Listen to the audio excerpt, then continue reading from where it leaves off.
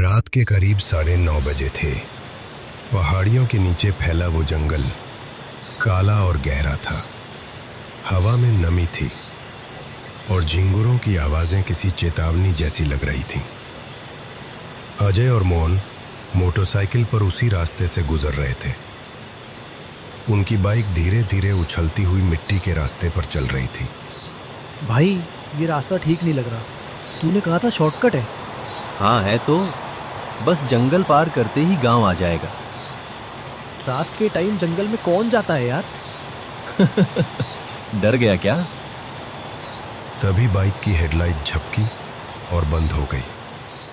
अरे, ये क्या हुआ? शायद वायर ढीली हो गई होगी। रुक जरा। दोनों उतरे। चारों तरफ घना अंधेरा और दूर कहीं कुत्तों के रोने की आवाज। अजय हेडलाइट ठीक कर रहा था, तभी पीछे से मोहन की आवाज आई। भाई, वो देख।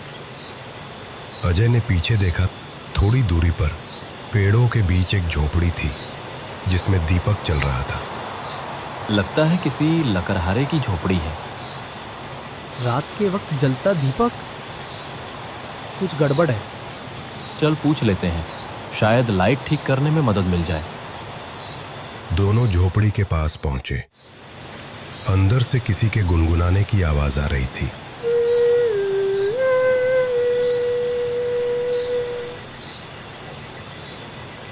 यहाँ कोई गाना क्यों गा रहा है? भाई, शायद कोई औरत रहती है। अजय ने दरवाजे पर दस्तक दी। कोई है अंदर? हमारी बाइक खराब हो गई है। दरवाजा खुद ब खुद खुल गया। अंदर मिट्टी की दीवारें, कोने में दीपक और एक औरत बैठी थी काले कपड़ों में, लंबे बाल और आंखों के नीचे गहरा काजल। आओ बेटा, रात ठंडी है, अंदर बैठ जाओ। इसका चेहरा कुछ ठीक नहीं लग रहा। शायद थकी होगी, उम्र ज्यादा लग रही है। वो औरत मुस्कुराई। कहाँ से आ रहे हो? शहर से गांव जा रहे हैं। अकेले? नहीं, ये मेरा दोस्त मोहन है। दोनों साथ आए हो? दोनों साथ जाओगे या एक पहले जाएगा? क्या मतलब? कुछ नहीं बेटा, चाय पियोगे? वो उठी और पीछे गई। झोपड़ी के अंदर लकड़ी जलने की आवाज आई। मोहन ने धीरे से कहा, मुझे यहाँ अच्छा नहीं लग रहा अजय। चल निकलते हैं। पागल है क्या? मदद करने आई है, तू डर क्यों रहा है? औरत वापस आई, 2 मिट्टी के प्याले लेकर। लो बेटा, पी लो, ठंड लग जाएगी। अजय ने प्याला लिया। चाय काली थी और उसमें हल्की सौंधी लेकिन अजीब सी गंध थी। मुझे नहीं चाहिए। क्यों बेटा? नहीं, बस मन नहीं है। अजय ने एक घूंट लिया और तभी उसे झटका लगा। इसमें क्या है? बस थोड़ी सी नींद। औरत ने अचानक सिर उठाया। उसकी आंखें अब पूरी काली थीं। बाल खुले और चेहरा एकदम नीला पड़ गया। अजय, भाग! मोहन दरवाजे की तरफ भागा और दरवाजा अपने आप बंद हो गया। अजय गिर पड़ा, हाथ पैर कांपने लगे। अजय, उठ, चल! लेकिन अजय की आंखें उलग चुकी थीं। उसकी गर्दन धीरे धीरे पीछे झुक रही थी। वो औरत उसके पास आई और हंसने लगी। मोहन ने डर के मारे लकड़ी उठाई और उस पर झोंक दी, लेकिन लकड़ी उसके शरीर से आर पार चली गई, जैसे वो धुआं हो। वो हंसी। अब तू मरेगा पहले। औरत ने उसके गले में हाथ डाला और अगले ही पल मोहन की सांस रुक गई। झोपड़ी में दीपक बुझ गया।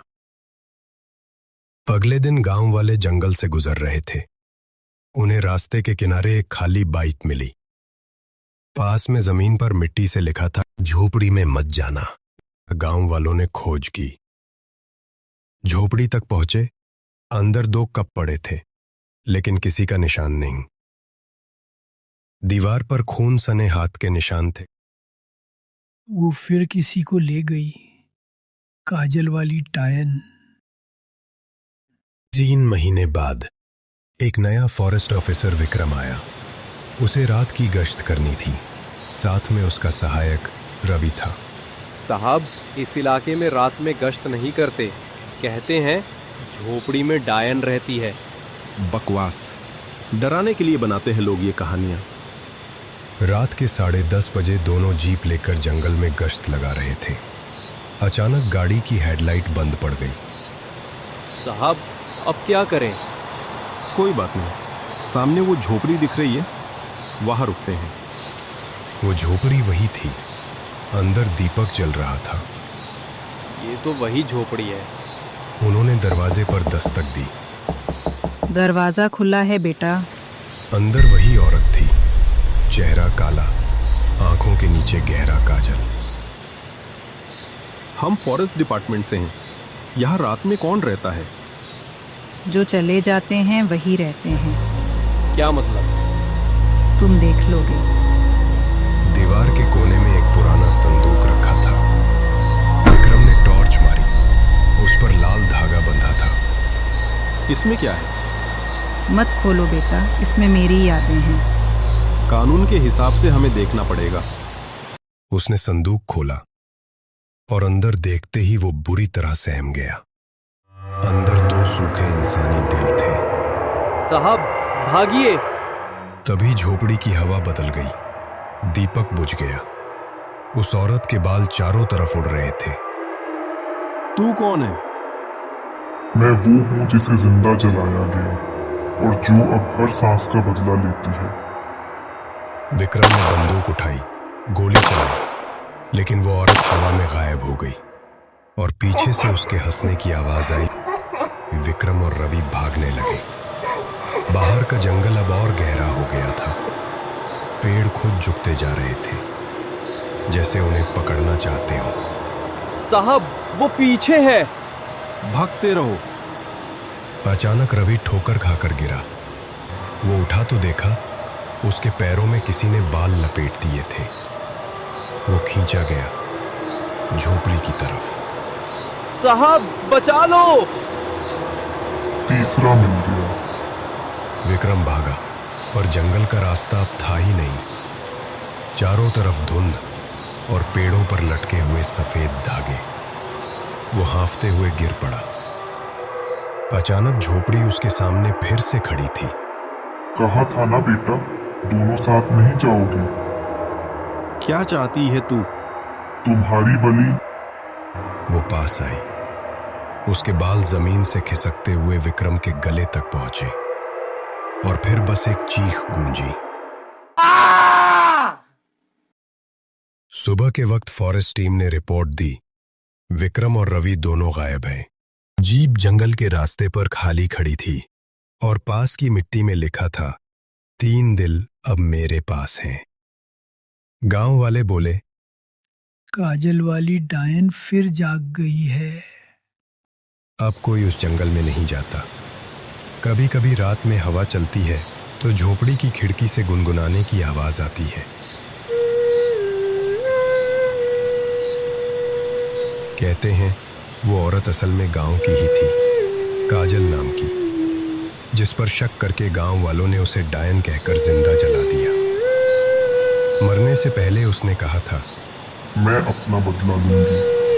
जो भी मेरी झोपड़ी के पास से गुजरेगा मैं उसे जान से मार दूंगी। जो भी रात के समय उस झोपड़ी के पास से गुजरता है, डायन उसे जान से मारकर उसके सीने को चीरकर उसके दिल को निकाल लेती है।